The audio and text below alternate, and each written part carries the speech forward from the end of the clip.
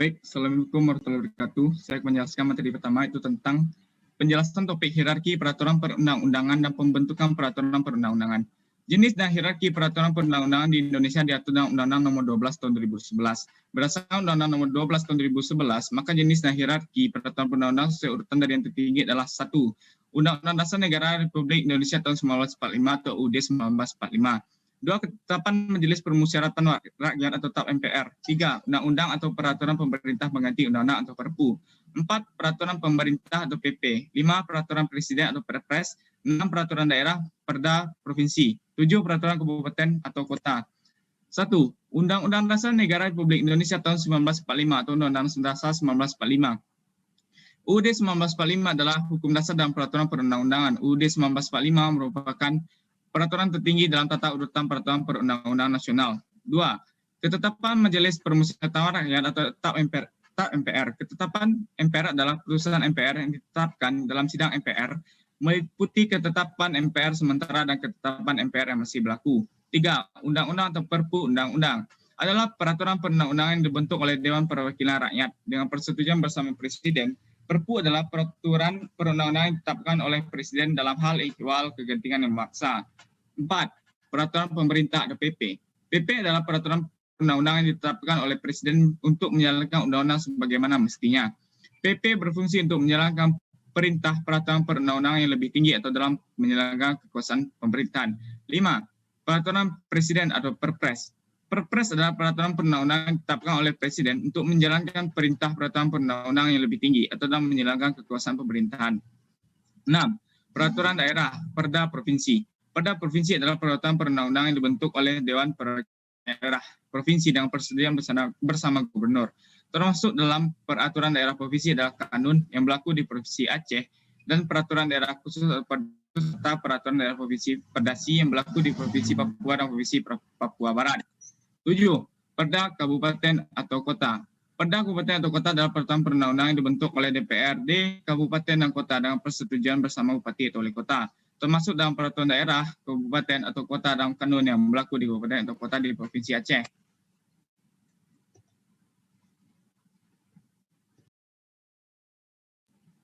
Selanjutnya saya balikkan ke moderator.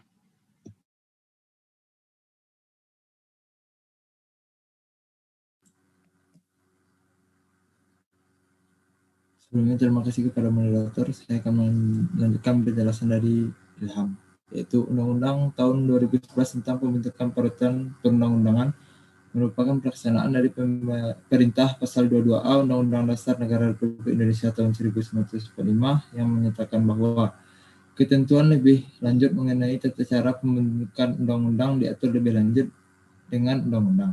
Namun ruang lingkup materi muatan undang-undang ini diperluas tidak saja undang-undang tetapi mencakup pula peraturan perundang-undangan lainnya. Selain Undang-Undang Dasar Negara Republik Indonesia tahun 1945 dan ketetapan Majelis Permusyawaratan Perwakilan Rakyat, Undang-Undang Nomor 12 Tahun 2011 tentang pembentukan peraturan perundang-undangan ini merupakan penyempurnaan terhadap kelemahan dalam Undang-Undang Nomor 10 Tahun 2004 tentang pembentukan peraturan perundang-undangan Lembaga Negara Republik Indonesia tahun 2004 Nomor 53. Tambahan Lembaran Negara Republik Indonesia tahun nomor 4389. Selanjutnya, perbandingan dari 5 jurnal yang dipelajari. Jurnal pertama, The Hierarchy of the Schools of International Law, yang ditulis oleh Michael Acker.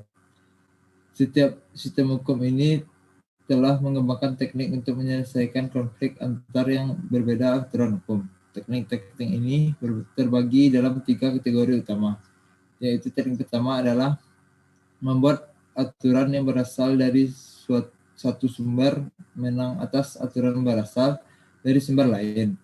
Lex superior derogat inferior.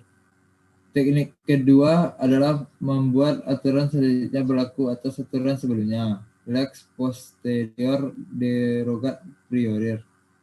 Namun teknik ini tidak dapat diterapkan di mana aturan selanjutnya diturunkan dari sumber yang lebih rendah dari aturan sebelumnya, kecuali otoritas dibuat sebelumnya sebelumnya aturan atau disediakan untuk kemungkinan dicabut atau diganti oleh aturan selanjutnya dan berasal dari sumber yang lebih rendah, seperti ketika Undang-Undang Parlemen memberikan kewenangan kepada Menteri untuk mencabut bagian dari undang-undang oleh legislasi yang dilegislasikan. Teknik ketiga adalah pembuatan aturan tertentu. Menang atas aturan umum, lex specialis derogat generali. Khusus dan umum adalah relatif, bukan istilah absolut. Satu aturan mungkin lebih umum daripada aturan kedua dan kurang umum dari aturan ketiga. Tetapi lex specialis derogat generali tidak lebih dari aturan interpretasi. Di lain kata-kata, ada anggapan bahwa otoritas meletakkan aturan umum yang dimaksudkan sisakan ruang untuk penerapan aturan lebih spesifik yang sudah ada atau yang mana mungkin dibuat di masa mendatang. Meskipun aturan spesifik mungkin berasal dari sumber yang lebih rendah, tapi ini hanya praduga yang bisa dibantah dengan bukti niat yang berlawanan. Selanjutnya, jurnal kedua, analisis fungsi penjelasan dalam pembentukan peraturan perundang-undangan di Indonesia, yang ditulis oleh Bustanuddin S.A. LLM. Bahwa ketentuan tentang penjelasan dalam produk perundangan perlu dimasukkan, namun penjelasan tersebut hanya terhadap hal-hal yang bersifat umum seperti segi yuridis, filosofis, atau sosiologis tentang pandangan lainnya produk hukum yang dibuat tersebut. Sedangkan untuk pasal-pasal tidak perlu penjelasan karena sudah adanya ketentuan umum yang mengatur hal-hal yang perlu untuk dijelaskan dalam suatu produk perundang-undangan, sehingga tidak menimbulkan salah penafsiran terhadap produk perundang-undangan, dan produk perundang-undangan selalu dinamis mengikuti perkembangan masyarakat. Selain itu, sebagai sumber hukum di dalam suatu negara, sudah selayaknya untuk produk perundang-undangan itu memberikan penerangan yang jelas kepada warga negara yang melaksanakannya. Penjelasan sangatlah diperlukan, namun jangan sampai penjelasan mengaburkan maksud sebenarnya dari produk perundang-undangan. Selanjutnya, jurnal ketiga, yaitu pembentukan peraturan perundang-undangan berdasarkan Pancasila dan Undang-Undang Dasar Negara Kesatuan Republik Indonesia, yang ditulis oleh Zaid Afif. Konsep pembentukan peraturan perundang-undangan yang lebih baik yang harus mengedepankan persamaan di hadapan hukum sesuai dengan asas equality before the law. Persamaan di hadapan hukum merupakan hak bagi manusia dalam memperoleh keadilan hukum. Persamaan di hadapan hukum berfungsi sebagai tolak ukur persamaan hak dalam memperoleh keadilan tanpa memandang kedudukan dan derajat seseorang. Kedudukan yang sama di hadapan hukum tentunya membutuhkan asas atau dasar dalam merealisasikan asas equality before the law tersebut. Konsep pembentukan peraturan perundang-undangan yang baik ini harus sesuai dengan asas-asas pembentukan peraturan perundang-undangan yang telah ditetapkan sebelumnya oleh undang-undang. Asas-asas pembentukan peraturan perundang-undangan merupakan asas yang digunakan dalam pembentukan suatu aturan perundang-undangan. Untuk selanjutnya, konsep pembentukan perundang-undangan dibentuk oleh pemegang kekuasaan yang sah, yang dipilih oleh rakyat secara demokrasi. Sekian dari saya kembalikan kepada moderator. Terima kasih. Assalamualaikum warahmatullahi wabarakatuh.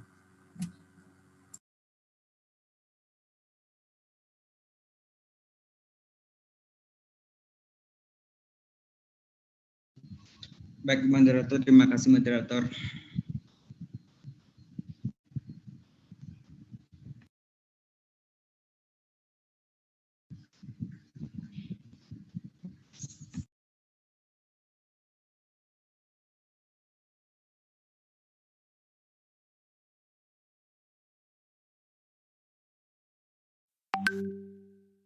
Sudah selanjutnya ini di jurnal keempat sekarang.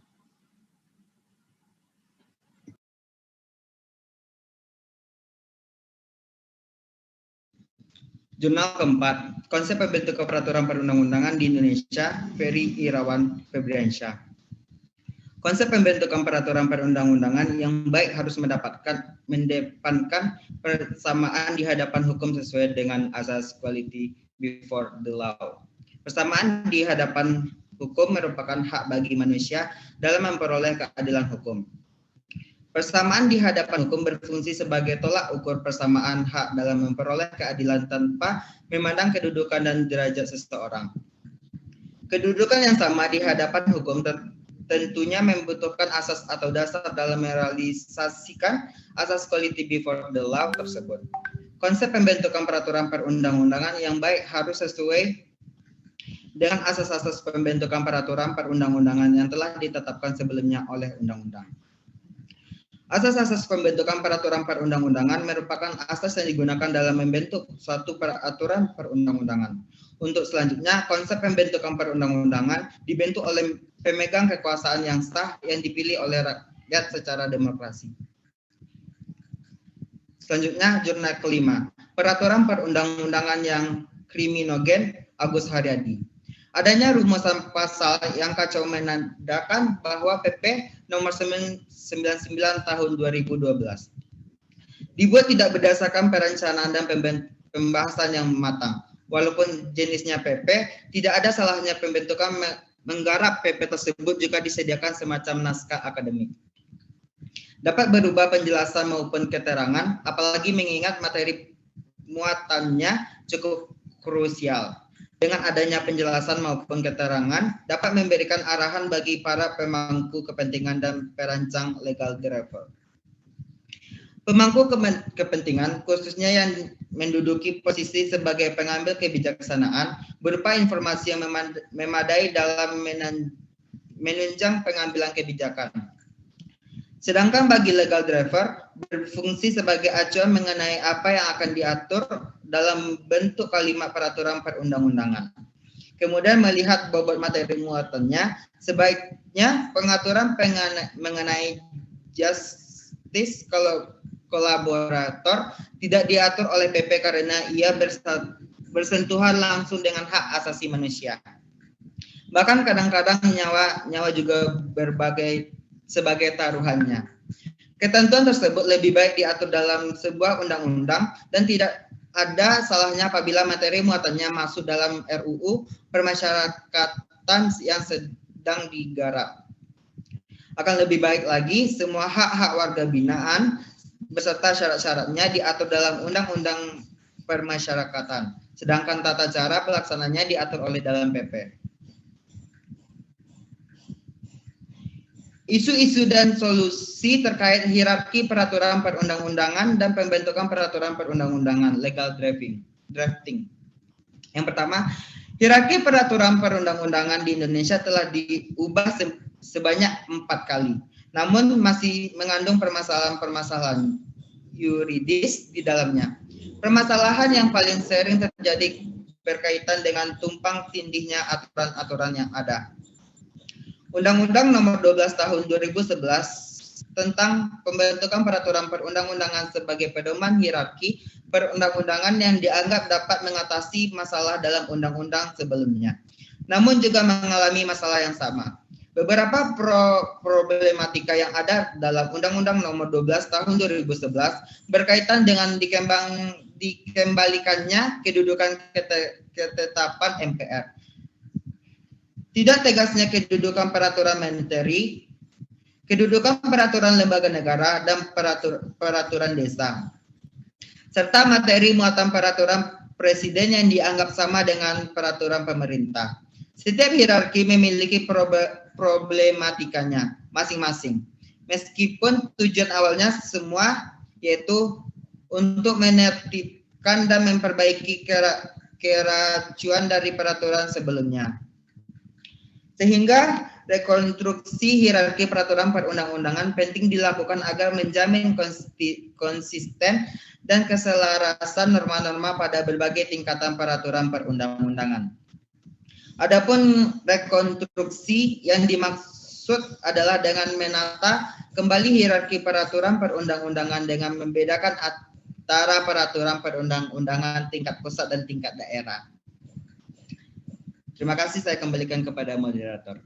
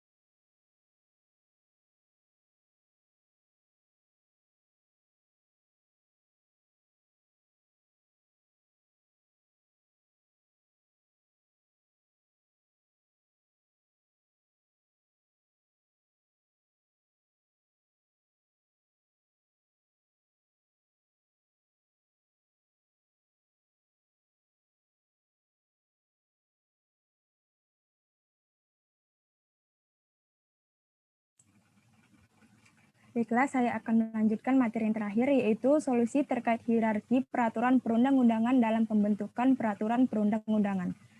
Suatu peraturan perundang-undangan tidak boleh bertentangan dengan peraturan perundang-undangan di atasnya. Dengan demikian, peraturan daerah tidak boleh bertentangan. Misalnya dengan undang-undang, peraturan pemerintah, keputusan presiden, atau keputusan menteri. Permasalahan muncul ketika TAP MPR nomor 3 atau MPR tahun 2000 meniadakan keputusan menteri dalam tata urutan peraturan perundang-undangan di Indonesia. Artinya, di bawah keputusan presiden atau langsung peraturan daerah, ini menjadikan pemerintah daerah atau DPRD tidak merasa perlu mengikuti keputusan menteri dalam pembuatan peraturan daerah.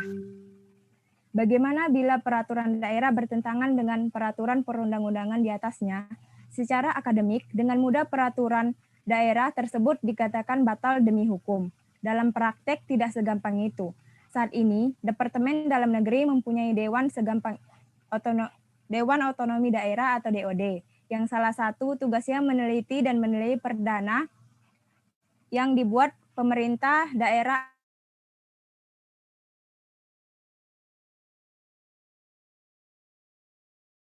perundang-undangan di atasnya. Apabila dinilai bermasalah, misalnya bertentangan dengan peraturan perundang-undangan di atasnya, maka DOD hanya bisa menganjurkan agar pemerintah daerah atau DPRD yang bersangkutan merubah atau mencabutnya. Kesimpulan, jenis dan hierarki peraturan perundang-undangan di Indonesia diatur dalam UUD nomor 12 tahun 2011 berdasarkan UU nomor 12 tahun 2011. Maka jenis dan hierarki peraturan perundang-undangan sesuai urutan dari yang tertinggi adalah 1. Undang-Undang Dasar Negara Republik Indonesia tahun 1945. 2. Ketetapan Majelis Permusyawaratan Rakyat.